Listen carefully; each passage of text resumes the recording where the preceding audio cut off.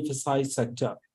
We being in the talent spectrum, talent solutions, right from the attracting talent to engaging, developing, managing, and having solutions for building HR systems. So in our bid to work with the entire community, we keep holding some of these roundtables. Today's topic is about BFSI. I hope that by the end of the few minutes of this conference or this roundtable, our audience will be able to get a good overview of how this particular sector is going through some bits of transformation very quietly due to the changes which are happening in our technological environment. And what, as a result of these changes, what are the changes in the HR practices, HR systems, processes? So we will talk about it. All of us know that BFSI sector in India is one of the largest employment generator, is one of the most valued sectors that our Indian economy has. And at any point in time, maybe about some estimates show that about 15 lakh people work in this particular sector directly. And there are about 30,000 odd people continuously open jobs are always available. We see that about 10% of these jobs are in the area of technology, software development, and this number, which was earlier in single digits, now has come to the double digits. That's what our research shows. And if I look at Gartner's report, it says that the worldwide IT spending by the BFSI sector is forecast to cross $650 billion. So which is a huge increase, and globally about an 8% increase over the previous year, in spite of all the technology headwinds that we hear in the market. But globally, BFSI companies are spending more investments in, are doing more investments in the area of technology. So we see that this will keep going higher and higher in the days to come. So today I have got three extremely well accomplished business leaders who need no introduction. However, for formality, I will do a very quick introduction of each one of them. One of our panelists is an engineer who turned as into an HR professional, having double masters in HR and psychology. 2 decades, nearly 2 decades of experience. She is the Senior VP and Head of HR at India Factoring and Finance Solutions. Gauri Das, welcome to you to this roundtable. You have been mentoring students and young professionals associated as a mentor with various institutions, including IIT Bombay. You have been an author, a passionate speaker, and winner of several awards and accolades. Top 5 women HR leaders globally, top 200 global leadership voice, and so on and so forth. LinkedIn Person of the Year, and most followed HR professional on social media, to name a few. So welcome, Gauri. We look forward to hearing your perspectives in the next few minutes. And then the next panelist, who's an expert, having spent almost decades in the insurance industry. Currently, he is Vice President HR at HDFC ERGO General Insurance. Sumit Mukherjee. Welcome, Sumit. You have been a seasoned HR professional, currently in HDFC ERGO General Insurance. In the past, you have been with several other health insurance and general insurance companies such as Bajaj Allianz, Apollo Munich, and Max New York Life, Aviva Life, and so on. So your experience of talent acquisition to employee experience, the entire gamut of HR, we are looking forward to hearing your experience of how the landscape is changing and what needs to be done in the days ahead. And finally, I have got Mr. Sheopurkar, who's a very well-known head of HR and CSR at HDFC Asset Management Company. Again, decades of experience. Is currently serving in several advisory capacity in different institutions, very well known as a mentor, speaker in public platforms, and a very respected voice amongst the HR community. Alok presently serves as the chairman of Apex Advisory Committee and member, Governing Council of SNDT University, Mumbai. He is on the NSDC, National Skill Development Corporation, Governing Council of BFSI, and several other accolades. I don't have to introduce really. He has been a coach, mentor, certified coach, won several awards, Employee Choice of Best CHRO Award, and has been a thought leader all through for the last decade. He holds a lot of interest in coaching, storytelling, financial planning, and CSR. And a personal note, he's fond of nature, wildlife. So let's get started. Welcome all three of you again. Let's get started. I would request each one of you to give a very quick 2-3 minutes kind of an overview on this particular topic before we dive in further. So can I request Gauri to start, and then Sumit, and then Alok?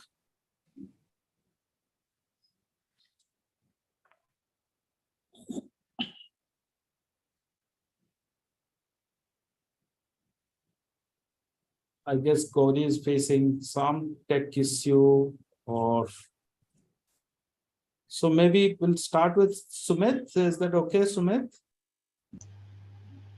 Yeah, sure. I would definitely be happy to start and start with the discussion.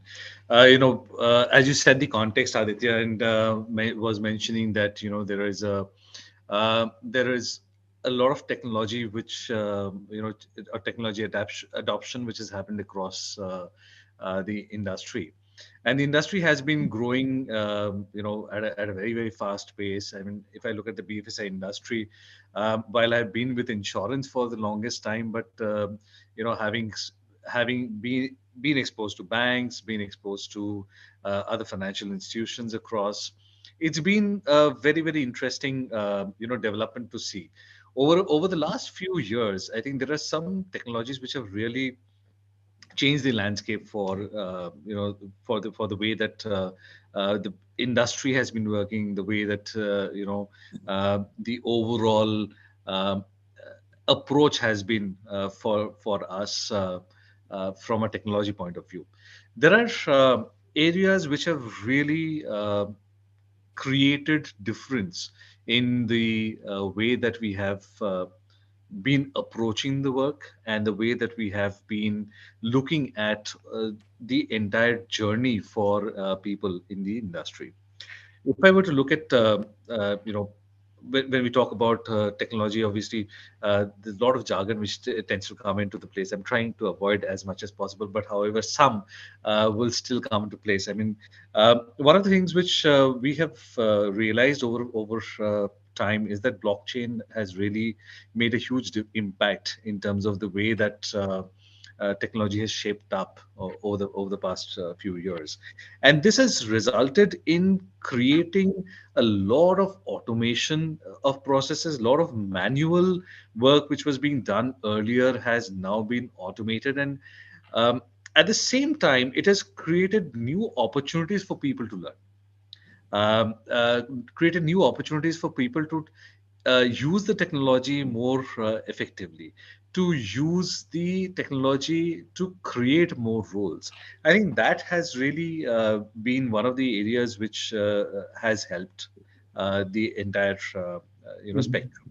Yeah, So I'll leave it at that for now, and hand it over to the rest of the panelists to take it forward. yeah.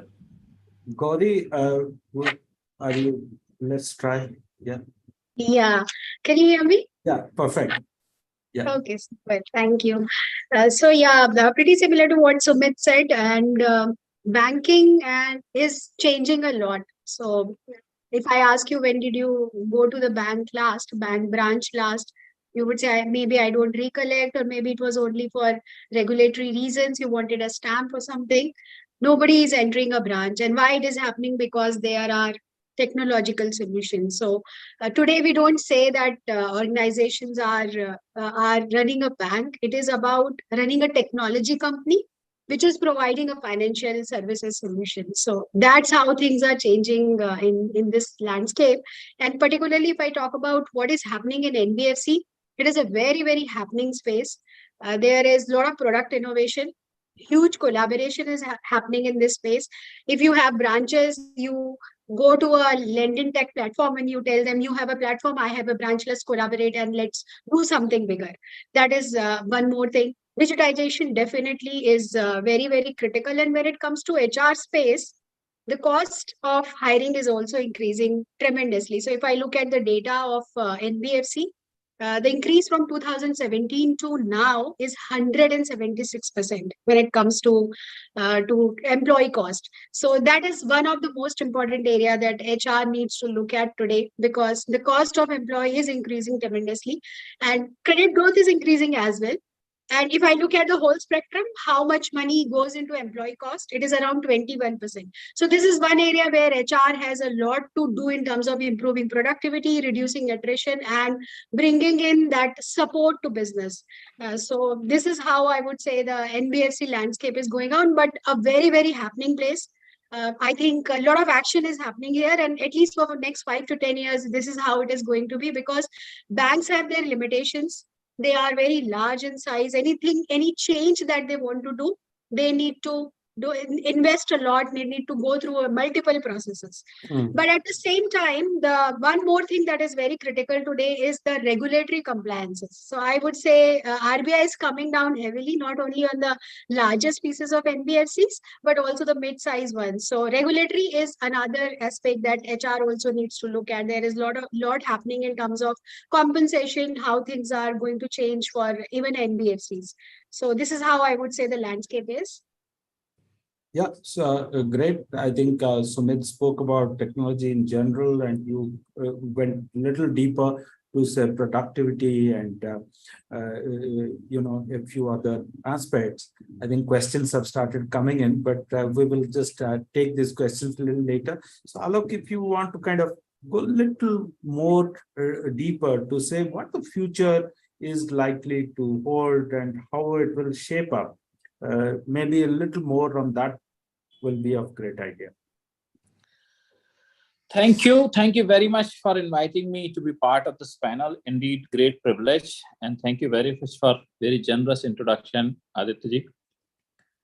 Given the fact that technology is something which is a never-ending curve, there is always a new curveball you receive every morning, every afternoon, every evening. So set the mood of the evening. With your permission, I will just recite 2 lines. तेरे बगैर ही अच्छे थे, तेरे बगैर ही अच्छे थे, ये क्या मुसीबत है, ये कैसा प्यार है जो हर दिन जताना पड़ता है. Super. So I think this is a love which you have to express every day, whether you love it or hate it. So I think this relationship keeps all of us at on the toes. Now, in the context of today's panel discussion, there are 3 or 4 key stakeholders. One is the biggest center of everything else is the customer. And the interface and experience is what all of us are trying to leverage so that you get larger mind share. So seamlessness is something which we are trying to achieve. Now this entire journey is filled with a lot of landmines. So one is the financial investments. Then you have regulatory compliance. Yeah. Then advent of new technology. And last but not least, to get the right talent to serve the purpose. Globally, this industry is growing at a 15% CAGR. And best of the technology people are also finding it difficult to keep the track of it, which you call it blockchain, you call it AI, ML, right from API to cloud. And I mean, you have a number of dimensions. And we are not talking about the data theft, data privacy, cyber attacks, geopolitical risks, and the infrastructure. So this is a new complex maze which every country, every society, every enterprise is trying to solve. Yeah. So we have quite a challenging time. Hopefully, at the end of this tunnel, we will have a much brighter and shining terrain ahead. Till then, we remain explorer with the hope and positivity. So this is the overall take, I would say, and we will deep dive as we go along. Yeah. So thank you. I think all three of you have given very interesting dimensions. It covers a broad overview in a very nice way. I think the first question which has come in, which was also our discussion topic, which is about how the shift is happening in the skill sets of people that BFSI sector is looking for. Since all the changes are happening, you all spoke about the advent of technology, regulatory affairs, data privacy concerns, the way business is undertaken in a branch. Gauri spoke about all of us not visiting branches except the regulatory regions, RBI. Sumit spoke about it. So let's deal with the skill universe. How that skill universe of a BFSI company is changing, and what are the changes? How an HR professional can deal with this in the current time and the time to come? So it's a loaded question, but it's a very important question. Someone has already asked. So let's deal with it. So maybe I'll start with Gauri, then come to Sumit and close with Alok. Is that okay? Gauri, can you? Yeah, sure. Yeah. Yeah, so when I started my career, my first role was leave and attendance management, but today not even trainees are doing it.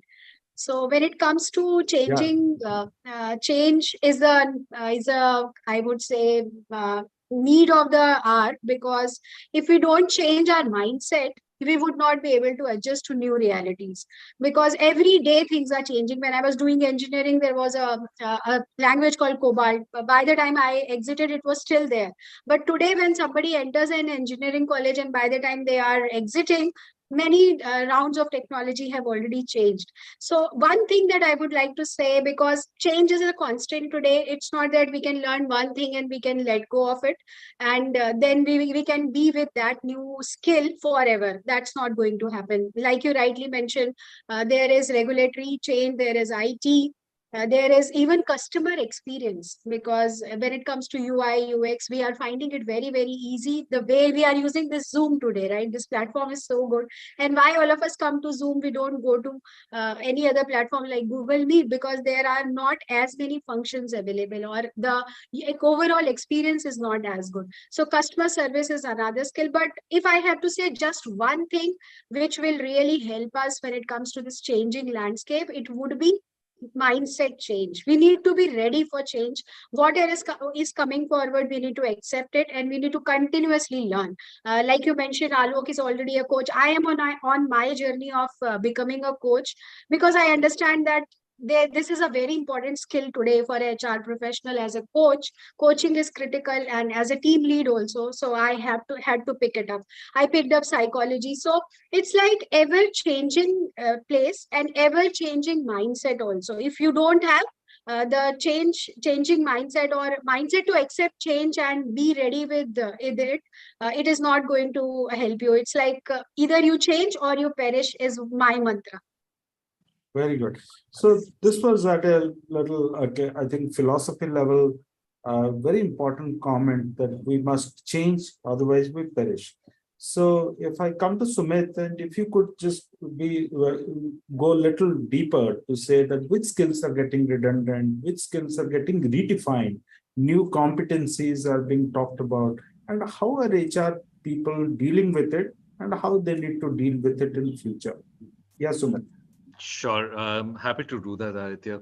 So, fact of the matter is that if you were to look at the skill sets of today, as Gauri very rightly pointed out, what was relevant, 20 years ago is not relevant today. The knowledge of technology differs from the roles that differs in the roles that you play, really. There are some end users who are obviously using the technology, but they need to be very tech savvy in order to be able to do that. While we talk about technology being intuitive, technology being driven by AI, it is learning technology. At the end of the day, if the individual is not tech savvy, it is difficult for the person to take things forward to a large extent. So one of the areas where people have and end users have had to adapt is um, learn to adapt to new technology. So the adaptability is a skill set which is really come into the picture. The other area is, if I were to look at the people who are already in technology or technical roles per se. For example, if I were to look at a person who was a programmer and who was dealing with let's say a C++ programming a few years ago, that person has had to really evolve into a very different kind of a programming language over a period of time. A lot of the programs come in pre-written because of AI-driven codes.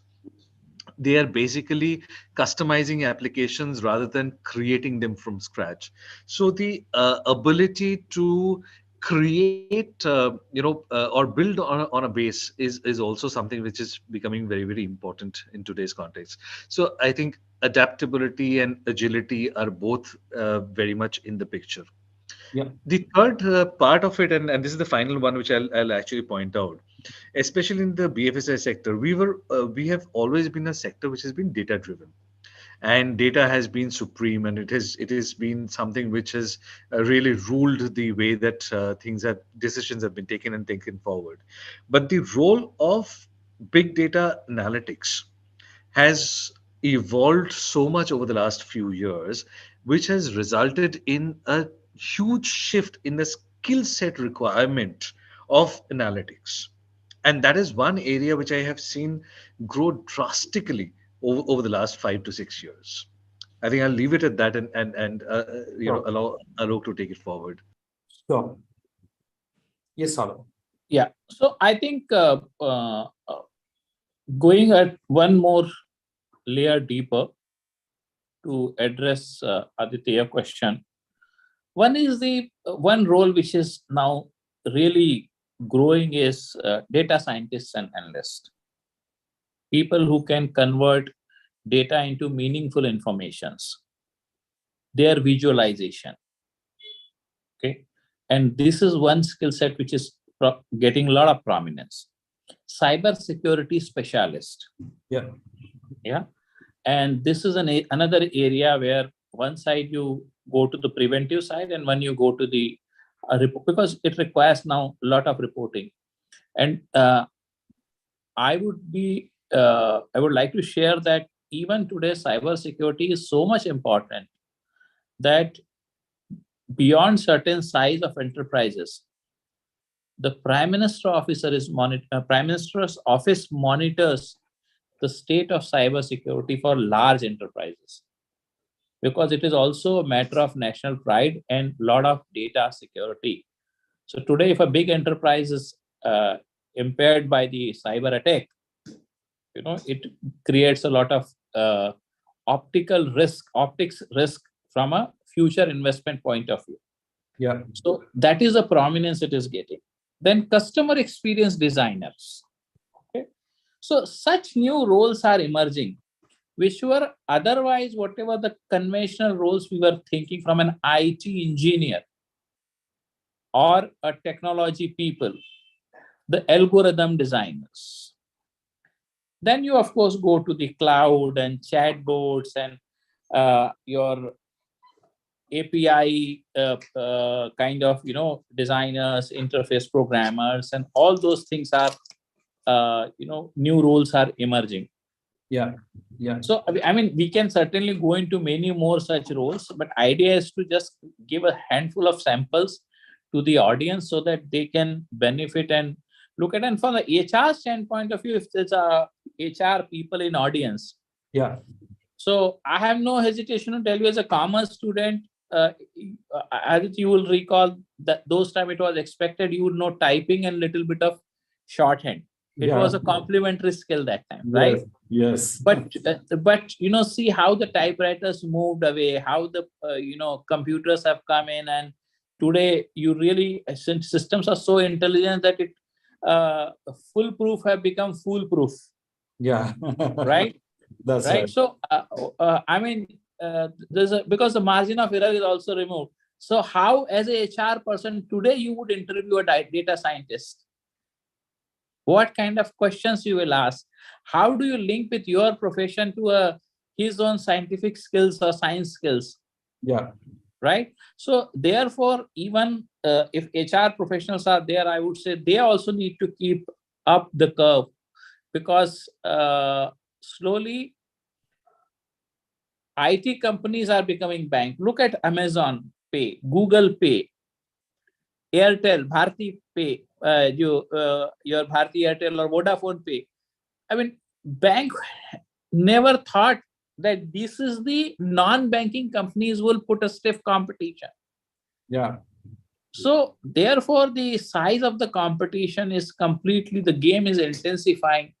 And last but not least, as the game is intensifying, the cost of mistake is also becoming quite heavy, including the regulatory penalty, which may run in lakhs of rupees, strict regiment, and therefore a lot of IT people will be required. And you look at SEBI is hiring top-end IT engineers. RBI is hiring. Yeah. The GST council is hiring. The taxation department is hiring. And now they have inroads to everything, and forensic and other things. So I think forensic is another area, tech-driven forensic. So I thought we will take a pause at this stage. These are the samples, I thought. Yeah, that's great to give a little deeper description of the kind of roles that the banking and financial services companies are now looking at. 10 years ago, a bank or a financial services institution typically looked at sales, operation, compliance, audit, and those kind of functions. In my recruiting career of 25 years, I see 25 years ago, we will hire a lot of salespeople. Even now, sales continues to be a very large function. So the question is that, yeah, surely the composition is changing.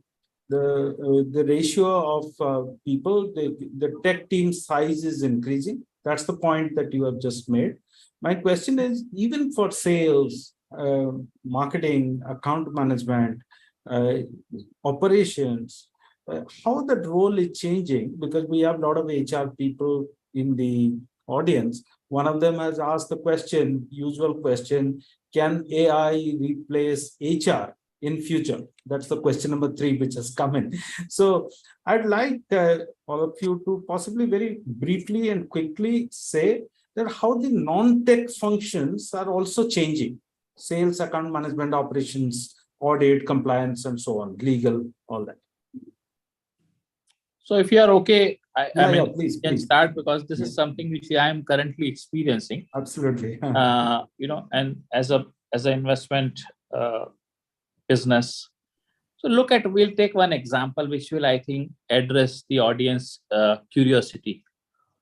So look at the marketing person, known for brand, communication, and equally important used to be PR.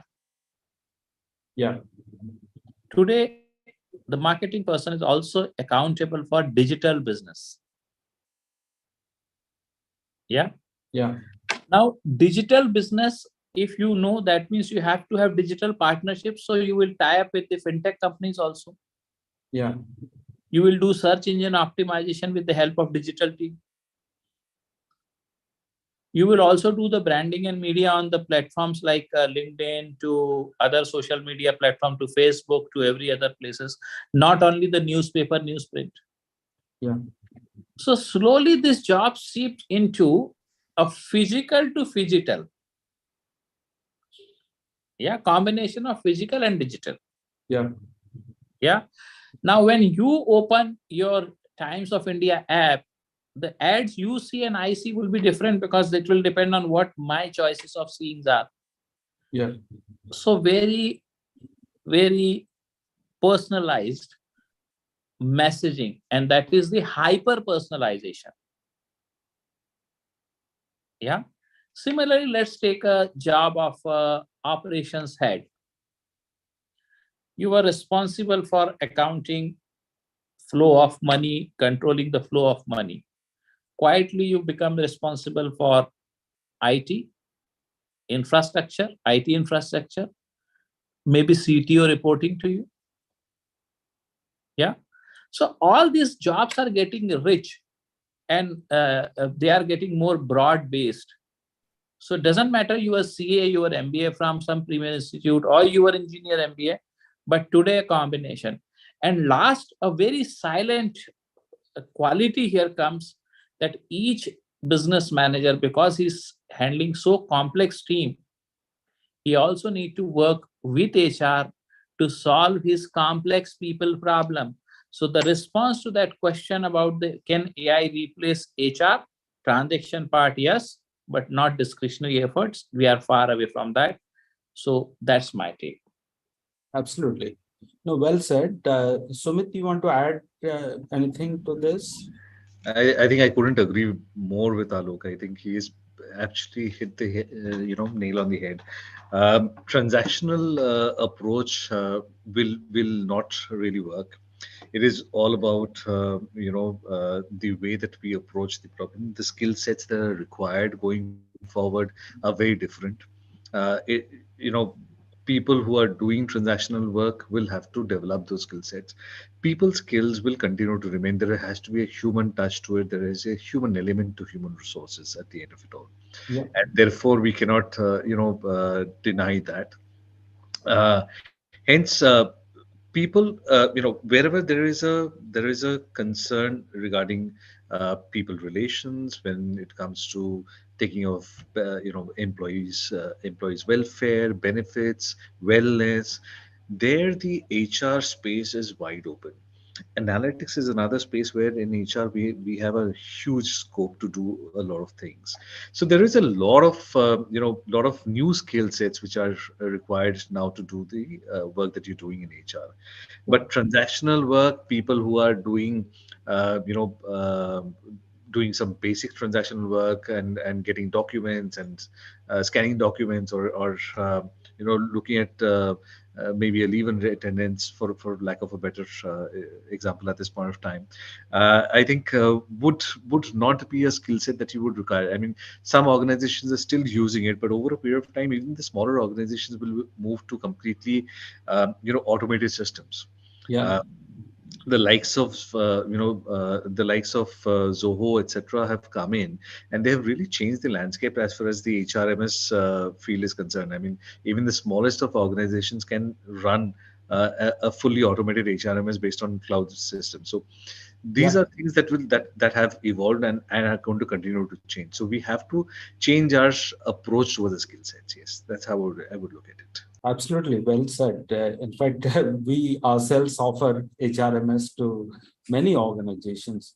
Yeah, so coming next step, maybe Gauri, if you can talk a little more for addressing the HR people, that how HR is using technology in its various aspects. Sumit just touched about HRMS, but there is in the talent attraction space, in the talent development space, talent assessment space, management, various aspects.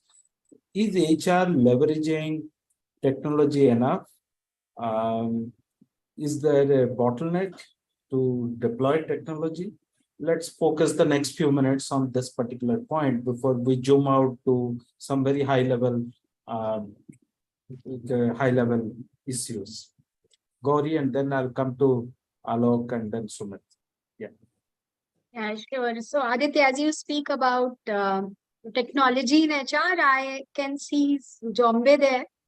And I had my first interaction with Jombe in 2019 when I appeared for HR 40 under 40.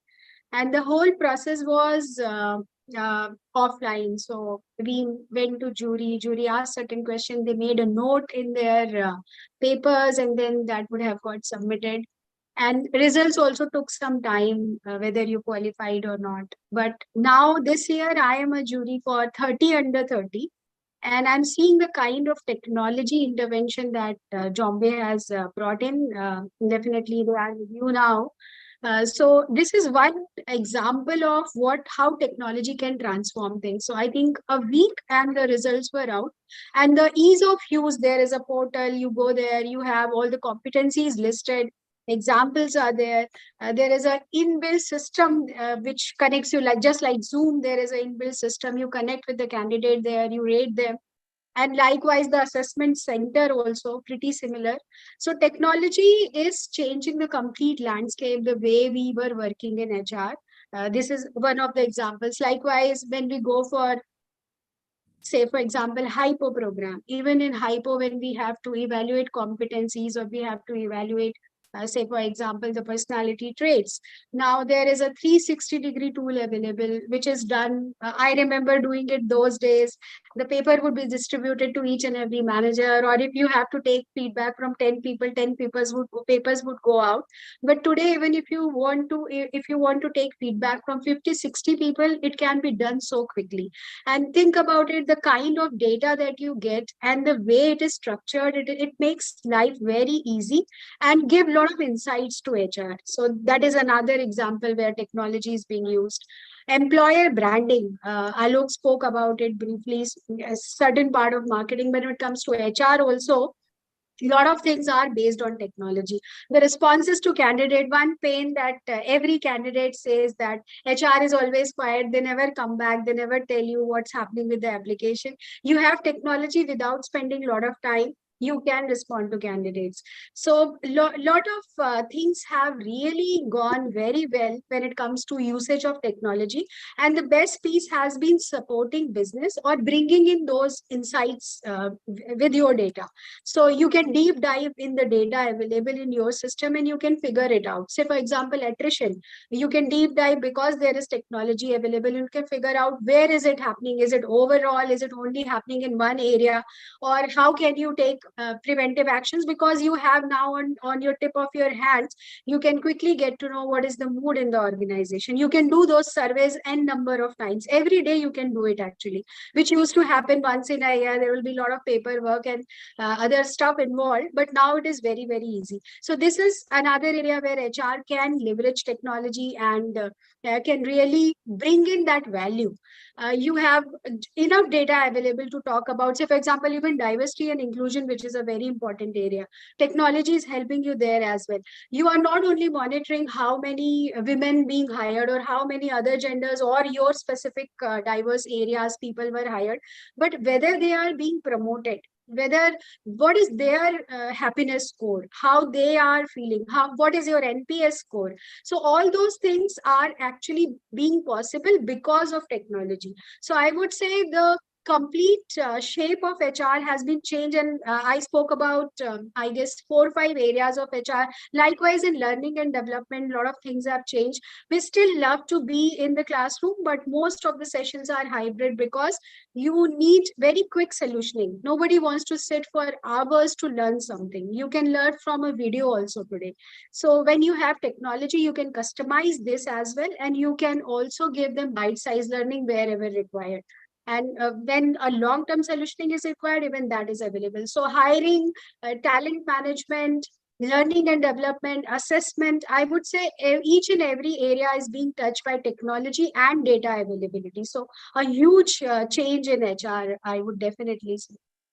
Thank you, Gauri, for giving a very wide spectrum of technology deployment, right from assessment of candidates to development methods and recruitment methods and all of that. Thank you for that. Maybe we'll sort of Alok, if you want to add anything to it and address what is likely to happen, in future in HR. Some looking into the call it crystal ball gauging or whatever. So give some idea of it, and then I'll come to Sumit to talk about a slightly different angle related to technology. Yeah. Yeah, I think as India will have far more accessibility to 5G, we don't know after 5G it will be direct 10G or 6, 7, 8, 9G, right? Let's see how Chandrayaan lands and how the technology finds a space. But while this is on the lighter note, but there's a fair bit of democratization is happening of education. Hmm. Yeah, the information is accessible to all. So one very, very important thing is people would look for somebody who can convert thoughts and concepts into action. That's where the true rubber meets the road, skill sets will be involved. But the whole journey is all about at least for next a decade or so, about the human experience. Now that human could be employee, that could be customer, that could be investor, that could be regulator, whosoever it is. Everywhere human interface, the quest is to give better human experience. Look at the Amazon. It will not let you go out of its platform. Okay. Yeah. So as they say, data is fuel. Okay. So increasingly, we are finding that the organizations, once you become their data, part of their database, they will see to it that they will bend backward to see that they offer you every interface so that you then just be on their platform. So there will be a competition to retain and grow the customer base, and the organizations and enterprises which will succeed in this would conquer the world. So earlier days, the might of the military was the people who ruled the sea ruled the world. Yeah. But today, the people who will rule the data will rule the world. Very well put. Yeah. Yeah. Credit will become accessible to people. That means the speed of business will go fast. And I will not be surprised if the physical currency gets obsolete and you will have digital currency. That means people will find it difficult to hide themselves from the tax net. Yeah. So that is one good impact. So more need to have a proper financial planning, the flexibility, the choices. But it's like a buffet. You have 50 items, which one to eat. Finally, you have to decide what is good for you or what you would like to pick up that evening, and what is that your wife is allowing you to eat or not eat, right? So yeah, on that buffet. Yeah. So you will be under check and monitor. Yeah. Yeah. No, very good. It's all about technology. Sorry to. No, absolutely. Yeah. Let me give you one more example, which will relate people to day-to-day life. So let's say I'm a trader putting the bets on the trades in the market. Yeah. Today, basis the pressure in my pupil, technology can say that whether I'm under pressure or no. Because basis that pressure, I'm more likely to do a mistake. Or I'm likely to do a fat finger. That means wrong trade. Once my pupil crosses certain pressure level, my screen is frozen. I can't place an order. So I'm just giving this one example to kind of support my point that how and what the crystal ball gauging lies in an immediate future. Right. Of course, 10 years later, we all can talk and we don't know. That day, there will be no judgment day whether Aditya and Alok spoke and Gauri and Sumit made sense or no. But let's talk. Future is today only 12 months. That's the future. Yeah. That's the No, very well put. Talking about use of data. Earlier in this program, we spoke about adaptability. We talked about openness to change and all of that. So what we are saying is for our HR people that even general, any professional to look at ways in which I can use data. Many of our people in sales, marketing, they have to, I think, develop a kind of an ability to draw insight from data, read the data, make meaning out of the data. And the other aspect is that about the human relations that our panelists today spoke about. I think that's not getting replaced anytime soon. So the impact that we create on hearts and minds of people are a combination of the way we read data, interpret data, and the human relationship that we build and nurture with others. I think that's what all of us are saying. And coming to Sumit and asking about the technology, we spoke about, I think all of us are saying that technology is here to stay and it will be part of it. Alok said that currency notes are going away. It is going to be digital only. I mean, kind of a scenario, but it's not so easy for an organization to deploy technology.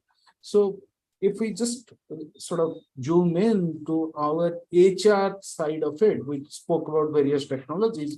What you think are the challenges that we deal with, and how the challenges, what are some of the best practices? Quickly, couple of minutes, if you can throw some light. Sure, Aditya, happy to do that. I think it's kind of a happy topic and a sore topic for all HR professionals. In reality, if you ask me, is it possible for us to deploy all technology available in the market into the system, into an organization? The answer is yes. Do we want to do it? The answer is yes. Do we have the resources to do it? The answer is no, we do not. We will have limited resources, and is it a good idea to do it? The answer may be not, because every organization has to view it with the lens that what is the technology which is going to be really effective in the organization, what is the adoption of the technology, what is the uses of the technology, and what is the end result that we are looking at from that technology. A basic hallmark is, of course, looking at the technology from the point of view of an HRMS, because that is a base technology that you need to utilize in order to give ease of use to the employees. In any organization, the people function has one primary objective, and that is to allow ease of work for everybody who is working in the organization. And the HRMS is a tool which can be deployed for the end-to-end life cycle journey of the employee. Today, the HRMS not only takes care of the leave and attendance of the person. It is right from recruitment to exit, and in certain cases post exit also, where it is being utilized. So that is one tool which I think is a very base level tool which needs to be used. There are other tools which are there in terms of their learning, like a LMS, which has become a standard go-to template, because how many people can you reach physically as compared to the number of people that you can reach virtually through technology? Yes, a lot of trainings are happening in the virtual world through Zoom meetings or Teams meetings, but at the same time, what is the audience that gaining out of it, what is the kind of retention that is happening, we are not really able to understand. However, nuggets of information, micro learning modules on LMS platforms are definitely high consumption items and better for learning. And I'm talking about the basic requirements which any organization should be looking at today. And the third thing, which needs to be looked at is from the employee experience perspective. There is one aspect which we as HR professionals are looking at very strong, very hard today. By through a look at our internal processes and the work environment that we are creating, which is employee feedback. How do we utilize technology to gather employee feedback on a real time basis? A traditional survey once in a year to get feedback which gives us results 3 months later, some analytics 3 months after that. Another year is gone and I have really done nothing about the feedback that the employee has given to me. But if I can deploy technology which is more real time, which can give me data real time, I can actually use that knowledge and that information to create better employee experience. Right. So I think these are the three areas that I would definitely focus on as an HR professional. Sure, sure. I think we had a great discussion covering a lot of these details, various aspects of HR, as well as the future of the BFSI industry. We had interesting conversations. I hope that our audience has had a good takeaway. The final point, I would just keep it open for three of you, whosoever wants to jump in and talk about. Uh, I think there is a sort of if we zoom out a bit and take a little larger view of the things, for example, uh, are we ready to sort of uh, deal with the changes which are happening? What is the economic impact? Uh, are we as an overall ecosystem? We don't really exist as individual. While we are all individuals and individual organizations, but our success depends upon the overall ecosystem success. For example, wealth managers. How many wealth managers are there in India, and how many wealth managers are required going forward? Is there a good supply of these people? Or we are talking about very adaptable open-mindedness in our operations people. While they are expected to follow processes, systems, and be rigorous, but same time we are asking them to also keep their minds open and be adaptable. So, do we have people who are able to simultaneously hold two things at the same time in their head? So it calls for certain kind of competency, simultaneity as a competency. So these are some of the little larger questions. Any comment from any of you, I guess, would be very useful. And then finally, I'll request Alok to give a closing valedictory kind of a summary for all the people. Yeah, so I think you rightly said, Aditya, and this is the always a sticky point. So you get 500 profiles for one position, but when you deep dive and you try to identify the one that you are looking at is not available. So that the supply demand mismatch is always there, and that's where bringing in talent, buying is extremely difficult. So as a ecosystem, when we go to colleges, when we interact with our campus hires, they are very good when it comes to technology because they were born with it.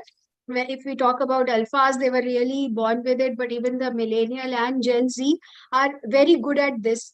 But there are certain aspects that they need to really work on. So as a system, if I have to say, are we ready? That readiness will never come. We have to jump and we have to get things done. Like COVID, when it arrived, most of the organizations were never ready. There were very few organizations like mine. We had our work from home policy and flexi timing and everything since 2016 because we are promoted by a European bank. But most of the organizations were not ready. But we jumped in and we went through and we sailed through very well. So I think yes, there are areas where we need to support, but as a ecosystem, as a country, I think it's a very positive time, and we are all I would say thriving in this. It's just that we need to upgrade us on our skills, our mindset, and definitely, like Sumit said, the adaptability is the most important skill today. So I would end it on a very positive note that yes, we can do it. All right, good. Thank you, Gauri. Um, Sumit, you want to add anything or you're good? Not much to add over here. It's really a matter of feelings and opinion on this one. But facts are facts. Uh, you know, as Gauri rightly pointed out, are we ever ready? We're never ready, or we are always ready. I mean, that's the way we are. Um, by nature, I think human beings are adaptable. It's just that because of certain habits that we develop over a period of time, we prefer to be in our comfort zone. And But people who continue to be in their comfort zones will not be able to survive the Hmm. the long run, so to say. Yeah. So hence the importance of being in with the times and being able to take up what is available, and taking the best, making the best of what is available will be the way forward on this one. So Sure. that's really what I would like to Thank say you. at this point of time. Thank you. Well said. So all yours, Alok. Thank you, Aditya, for giving this responsibility. It's indeed uh, a big one. But now I would just address to the audience and all gloves off. So I would just tell audience that, friends, this country now has 11 crore demat accounts. The per capita GDP has crossed $2,300. We now aspire to get a per capita GDP to 4,500. An innocent question could be, so what? How the life is different?